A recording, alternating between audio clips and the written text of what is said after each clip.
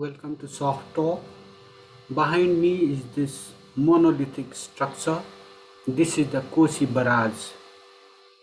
The looting, the robbery of Nepal's water resources started with the construction of this monstrous structure.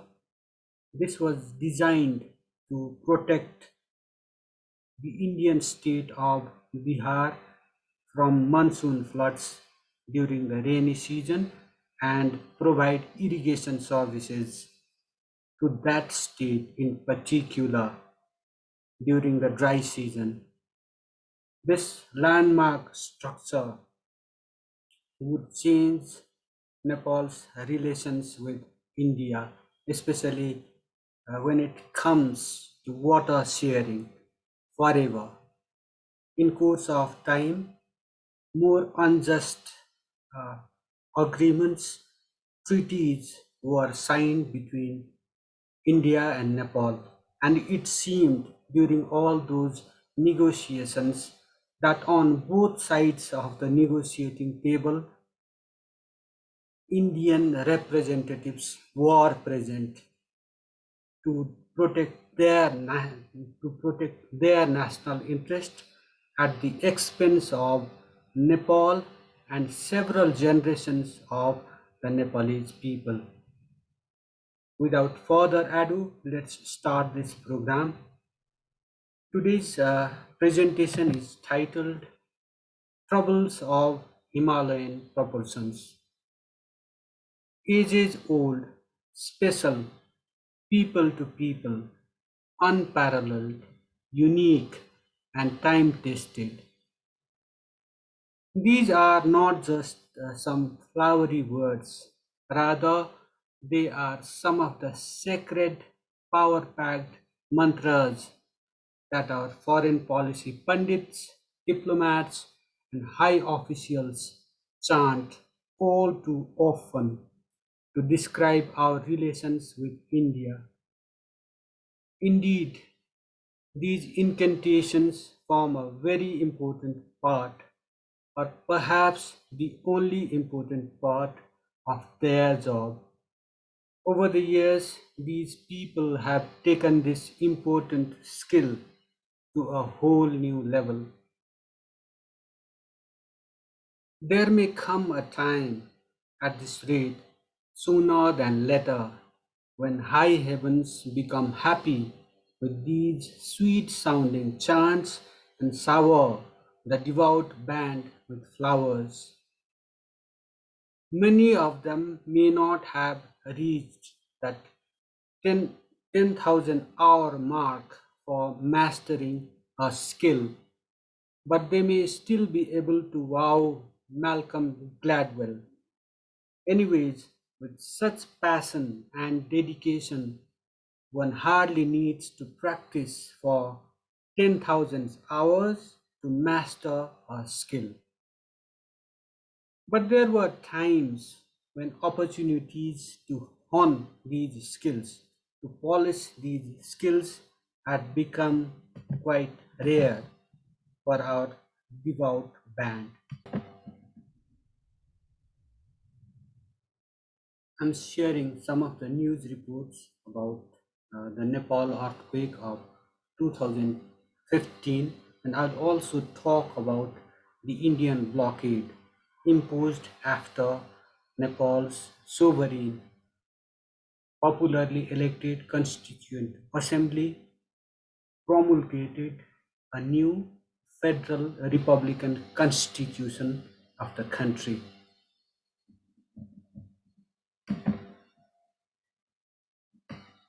Just a bit of pages from history, lest you forget that episode in the life of this country.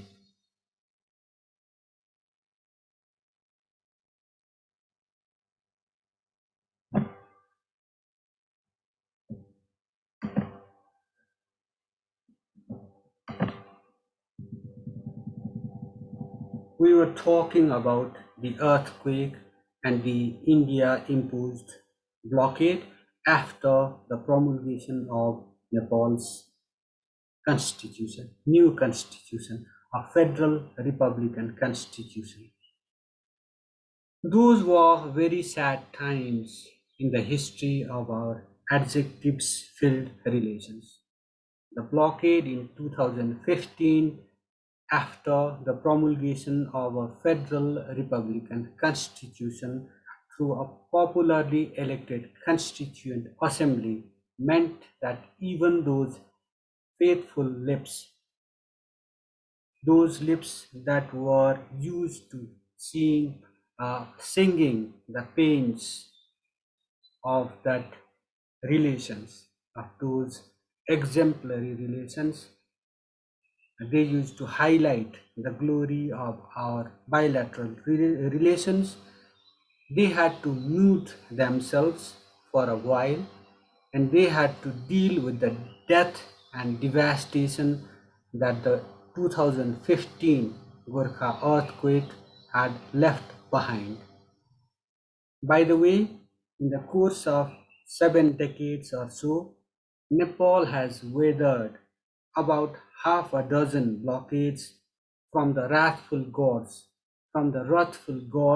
of the modern day Indraprastha, also known as Hastinapur and also known as New Delhi, the Indian capital. Despite this, despite all these injustices, despite all these blockades, our relations remain rock solid as ever. That is what the official dom says at the least. Pity is, even those super powerful mantras are no help when you are under the rubble. You have to extricate yourself, of course, with a little help from friends and well wishers. Unsurprisingly, though, help from the modern day Indraprastha took quite a while in coming. Why? Because the demigods had become quite angry with us for trying to chart our own destiny by shedding a bit of the historic baggage. This baggage was getting heavier and heavier, that too on a rather steep journey in the life of this country. At that crucial juncture, Nepal's supposed tilt towards Beijing did not help at all, nor did the Limpiadhura Lipulek Kalapani dispute and Nepal's move to include the 400 square kilometer land in her political map. Apparently, Nepal ended up paying a heavy price, a very heavy price at that, for giving refuge in her land to vanquished troops at the end of the Sino-Indian War of 1962. We need to revisit those pages to understand a bit of history. Then came a dispute over the birthplace of Lord Ram, with Nepal's learned Prime Minister KP Sharma Oli pointing that the actual birthplace was at Ayodhyapuri in Bara district of Nepal.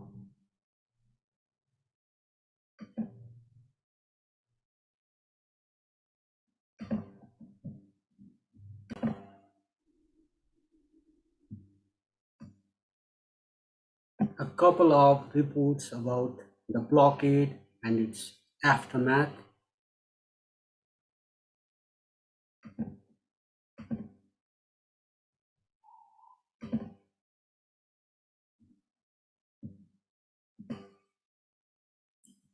Whole lot of international as well as media had covered that inhuman blockade at a time when the country, Nepal was a landlocked country, was in a crucial juncture of its life. These are some of the enduring images from that time. We have a short memory, but this should live on.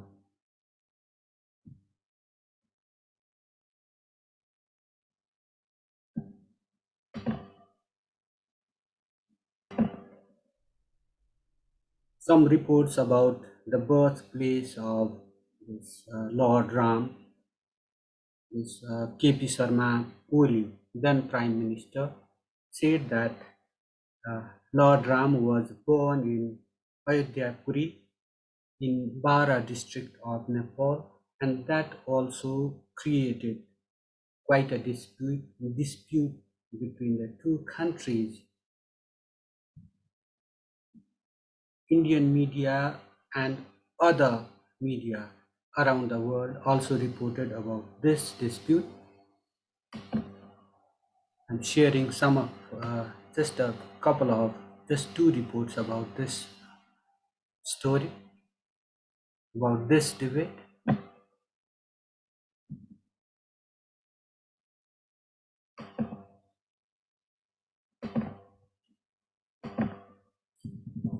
Despite beating, despite beating of this, despite beating of this patriotic drum as part of what you call this playing to the domestic audience, also playing to the gallery, also uh, there were efforts to propitiate the Indraprastha, those demigods based there. There were efforts to propitiate those demigods at the Indraprastha were also in progress. The ruling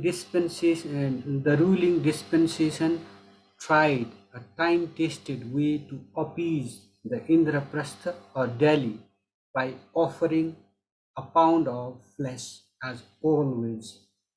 Indeed, gifting of the lucrative Arun 3 hydropower project contract perhaps undid some of the damage. But it became clear that the Indraprastha was not at all comfortable with the Oli-led dispensation. That was this dispensation was dealing with bruised egos and was on the verge of a split anyways. The ouster of the Oli government should be read in this context as well. Things are back to normal after the installation of the Sher Bahadur Deuba government. Or are they? The Janakpur Jaipur train service that has started its operation. This train service will move at its own pace, neither too slow nor too fast, as it is based on a technology that is neither too old nor too new.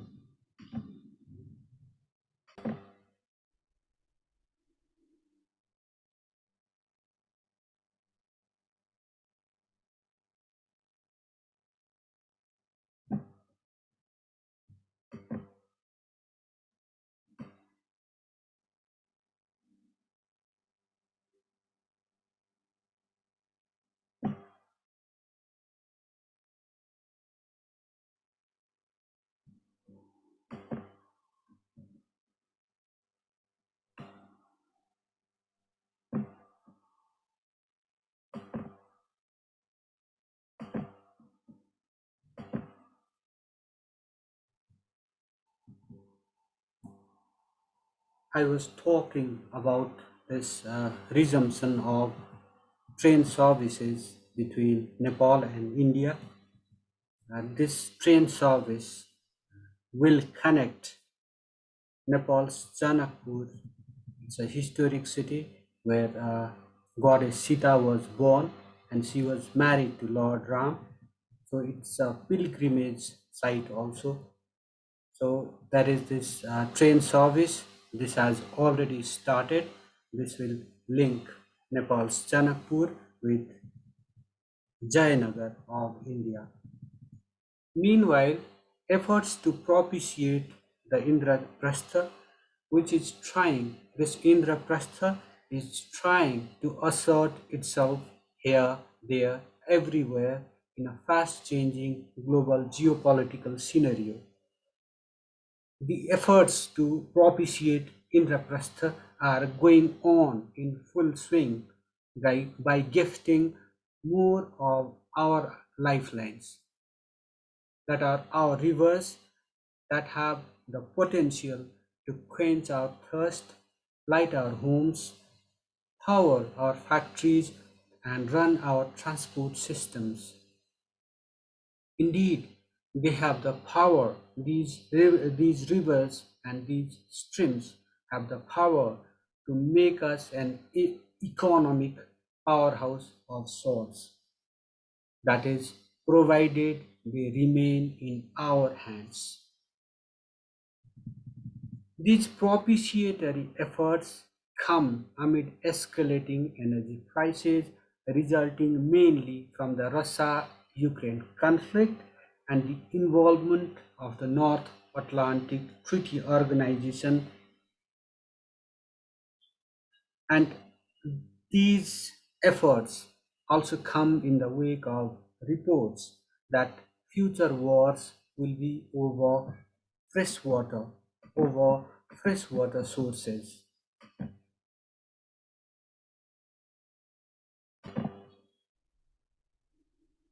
Meanwhile, efforts to propitiate the Indraprastha are underway in right earnest. This Indraprastha is trying to assert itself here, there, everywhere, wherever possible, in a fast changing global geopolitical scenario. The efforts are going on in full swing by gifting more of our lifelines, our rivers. These rivers have the potential to quench our thirst, light our homes, power our factories, and run our transport systems. Indeed, they have the power to make us an economic powerhouse, provided these rivers and these streams, these lifelines remain very much in our hands. These propitiatory efforts come amid escalating energy prices. This escalation is mainly due to the Russia-Ukraine conflict and the involvement of the North Atlantic Treaty Organization. These efforts to propitiate the Indraprastha, the self-styled maker of our destiny, come in the wake of reports that future wars will be over freshwater. The future wars will be over freshwater sources. These are very vital resources for a resource poor country, for otherwise a resource poor country.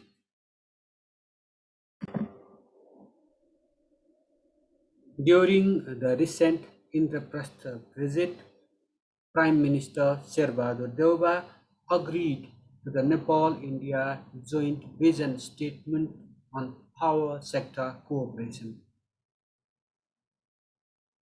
It should be noted that most of our riverine resources, most of our rivers are virtually in the hands of our southern neighbor, that is India. So this cooperation is bound to further limit our water sovereignty, and it will have consequences, obviously, for our national sovereignty. That's a given.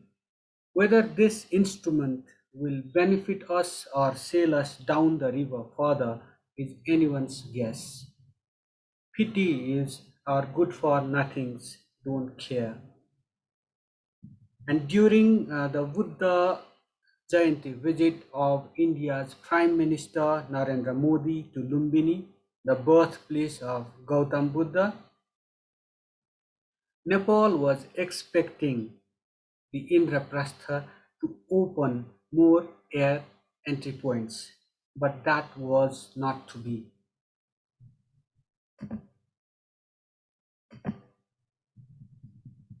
Nonetheless, Prime Minister Sher Bahadur Deuba took the occasion to gift another lucrative hydropower project, the Arun 4 project, to India.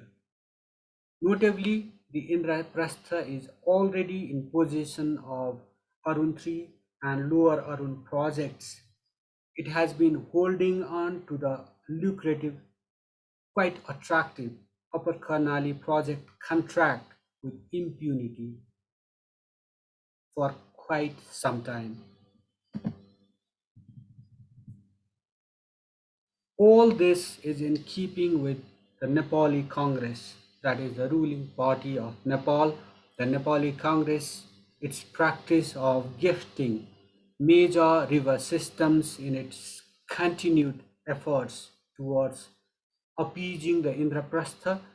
This Indraprastha had fed it and sheltered it during its struggle against the Rana and Saha regimes. Successive generations of Nepalese should never forget that this party, while ruling the country for decades, has gifted Nepal's lifelines like the Kosi, the Gandaki, the Sapta Gandaki, the Mahakali, and the Upper Karnali in its desperate bid to please its demigods. And having exploited our mega rivers to the hilt through the construction of regulatory structures in the plains and having inundated large chunks of our territories, the demigods of the Indraprastha have begun moving northwards, further northwards, for the construction of multi-purpose projects. These projects not only generate the green energy, they also feed uh, New Delhi's ambitious projects, India's ambitious projects like the river linking project, which aim to transfer water from its territories, water surplus basins to water deficit basins. Imagine the ecological losses we will suffer, the disasters that will result in, and the ecological gains that Indraprastha will enjoy as a result of these projects. Notably, among other parts of Nepal, eastern hills are already experiencing severe drought. Arun 3, Arun 4, Lower Arun projects which India has in its hands now, they all are located in eastern Nepal. Several hilly regions of Nepal uh, in the east are experiencing severe drought, so much so that settlements have had to relocate to other places because of this scarcity of water. It will be no wonder if this is due to development works carried out with little regard for the environment. Development works like the transfer of huge quantities of water for the construction and operation of hydropower projects. As the demigods move towards the sources of these rivers and we move with them not so willingly, what will happen? The air will get thinner and thinner.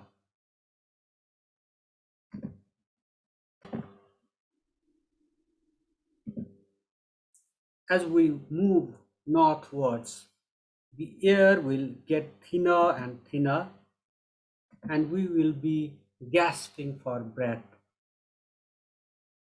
even as the burden of maintaining these adjectives filled relations and taking them to new heights. That is the official version.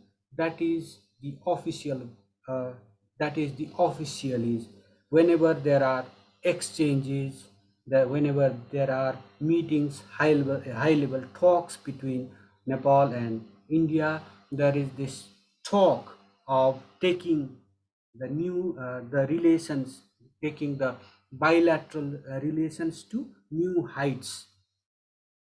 This burden of maintaining these relations and taking them to new heights will largely be on us. Apparently, our troubles are going, I mean, our troubles are growing by Himalayan proportions. With this remark, I wrap up this edition of Soft Talk. Subscribe to our channel, comment on our presentation, and just press that like button if you really just if these presentations just if these presentations touch win your hearts and minds. Thank you for watching. Thank you for listening.